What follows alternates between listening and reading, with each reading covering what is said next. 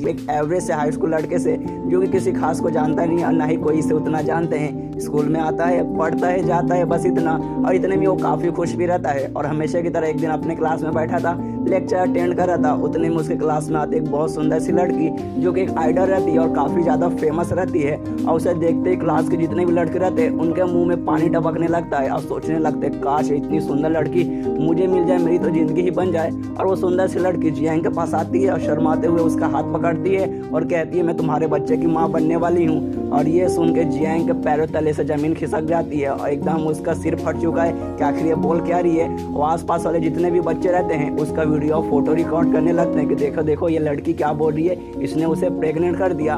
और लड़की ये भी कहती है कि बच्चा तुम्हारा ही है और लगभग ये 3 महीने हो चुके हैं मुझे प्रेग्नेंट हुए।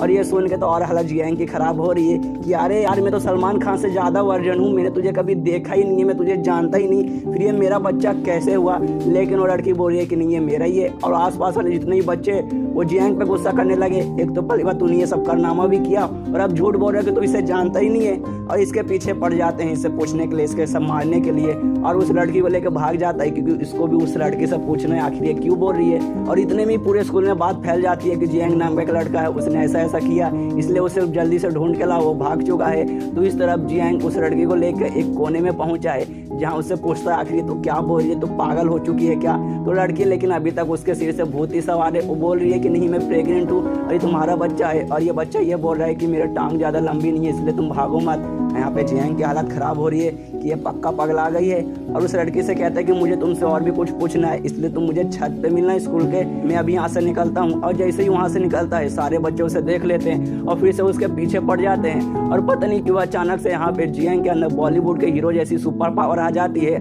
और एक झाड़ू से सबको मार गिराता है। लेकिन उतने में ही 2 मस्कुलर लड़कियाँ उसे पकड़ के जो वुमेन्स बाथरूम रहते हैं उसमें घींच लेते हैं और उस पर काफ़ी ज़्यादा गुस्से थे। और वो दोनों सॉकर टीम के मेंबर्स थे और उनकी जो कैप्टन थी वो आती है और वो जियांग से कहती है कि मुझे तुमसे ये उम्मीद नहीं थी, तुम मुझे भी पसंद करते थे, अब तुम्हारा किसी और लड़की के साथ अफेयर चल रहा है। और जियांग को समझ नहीं आ रहा कि एक पहले लड़की आके बोल रही है कि मैंने उसे प्रेग्नेंट कर दिया, अब ये दूसरी लड़की आके बोल रही है कि मेरा इसके साथ अफेयर है। और दोनों जो मस्कुलर लड़कियां थी वो फिर गुस्सा करने लगती है जियांग पर। लेकिन यहाँ पे वो उनकी कैप्टन वो बोलते हैं कि हम दोनों के बीच का मामला है इसलिए तुम दोनों बीच में मत आओ, मैं बात कर रही हूँ। और ये पूछने लगते हैं जियांग से यार सच बताओ उस लड़के के साथ तुम्हारा क्या चक्कर चल रहा है, आखिर वो लड़की कौन है। यहाँ पे जियांग परेशान हो रहा है यार ना ही मैं तुझे जानता हूँ ना ही मैं उसे जानता हूँ। लड़की बोली क्या मुझे जानते भी नहीं और जियांग को मारती भी है। इसके बाद उनका थोड़ा मामला समेटता है बाथरूम में, तो बाहर निकलते हैं। उतने में एक तीसरी लड़की आ जाती है जियांग के पास। अब इसने तो हद ही कर दिया, पहली वाली तो बोल रही थी कि तूने मुझे प्रेग्नेंट किया, ये बोल रही है कि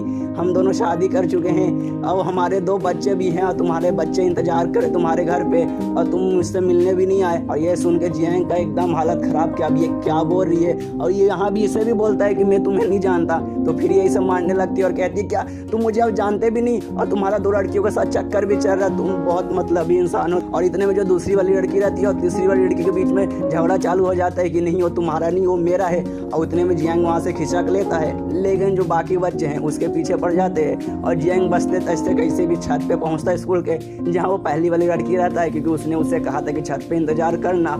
उतने में सारे लड़के और जितने भी बच्चे थे स्कूल वाले सब आ जाते हैं और जियांग पे चलाने लगते हैं कि तुझे बोलना पड़ेगा, तेरा एक साथ 3 के साथ चल रहा है तो ऐसा कैसे कर सकता है। लेकिन जियांग यहाँ पे समझा रहा है कि नहीं मैं इनको जानता ही नहीं, मैं इनको पहली बार जानता ही नहीं, मैं इनके साथ कर कैसे सकता हूँ कुछ भी, सबको मैं पहली बार देख रहा हूँ। लेकिन कोई भी उसकी बात पे विश्वास नहीं करता। इसलिए जियांग यहाँ पे सोचता है कि मैं खुद की जान ले लूँगा और ख़त्म कर लूँगा। और वो बिल्डिंग से नीचे कूद जाता है। तभी चमत्कार होता है, एक क्यूपिड गर्ल मतलब पिंक बालों वाली एक बहुत सुंदर सी लड़की आती है और पूरा टाइम रोक देती है और जियांग को बचा लेती है। और जियांग पे गुस्सा करने लगती है क्या तुमने क्यूपिड चॉकलेट खाया है। अब जियांग को समझ नहीं आ रहा कि ये किसके बारे में बात कर रही है। तो लड़की बताती है कल स्कूल के छत के ऊपर एक चॉकलेट था, क्या तुमने वो खाया है। तो जियांग बोलते हैं कि हाँ मैंने खाया था, मुझे भूख लगी थी। तो ये क्यूपिड गर्ल चिल्लाने लगती है अरे यार वो चॉकलेट जो भी खाएगा वो प्यार में पागल हो जाएगा और तुम किसी लड़की के साथ खाओगे तो वो तुम्हारे प्यार में पागल हो जाएगा और ये किसी के भी दिमाग में उसके प्यार के लिए झूठी झूठी यादें बना देगा। जैसे कि थोड़ी देर पहले साइड क्या बोल रही है कि मैं तुम्हारे बच्चे की माँ बनने वाली हूँ, तुम्हारे 2 बच्चे हैं, अब मेरा तुम्हारे साथ अफेयर चल रहा है। ये सब झूठी यादें हैं जो इनके दिमाग में चॉकलेट खाने के बाद बन गया है। और ये सुनकर जियांग की फट चुकी है। तब उसे समझ आया कि ये सारी लड़कियाँ उसके पीछे क्यों पड़ी है। और यहीं पर ये एपिसोड खत्म हो जाता है। तो मिलते हैं अगले किसी वीडियो में, जब तक के लिए।